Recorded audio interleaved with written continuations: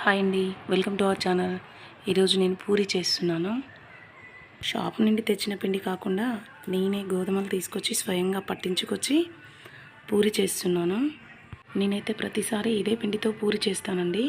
2.5 కప్పుల గోధుమ పిండి, పావు కప్పు బొంబాయి రవ్వ, సాల్ట్ రుచికి తగినంత అండ్ ఆయిల్ వేసుకొని పిండిని మిక్స్ చేసుకోవాలి. పిండిని ఇలా ముద్దలా కలిపి పెట్టుకోవాలి. దాన్ని పాలిథిన్ కవర్లో పెట్టి క్లోజ్ చేయడం వలన ఇంకా స్మూత్ అవుతుంది. మళ్ళీ ఈ ముద్దని తీసుకొని ఇలా రోల్ చేసుకొని షాక్తో ఇలా కట్ చేయడం వల్ల పూరీలన్నీ ఒకే సైజులో వస్తాయి. ఉండల్ని తీసుకొని కొంచెం ఆయిల్ రాసి పూరీ కోలతో పూరీలా చేసుకోవాలి. పూరీలు పలచగా చేసుకుంటే కరకరలా వస్తాయి, కొంచెం మందంగా చేసుకోవాలి. నేను కోకోనట్ ఆయిల్లో డీప్ ఫ్రై చేస్తున్నాను. డైట్ ఫాలో అయ్యే వాళ్ళకి కోకోనట్ ఆయిల్ అయితే చాలా బాగుంటుంది. కోకోనట్ ఆయిల్తో చేయడం వల్ల పూరీకి ఆయిల్ అసలు పీల్చకుండా ఉంటుంది. పూరీలోకి కాంబినేషన్ పప్పు కర్రీ అయితే చాలా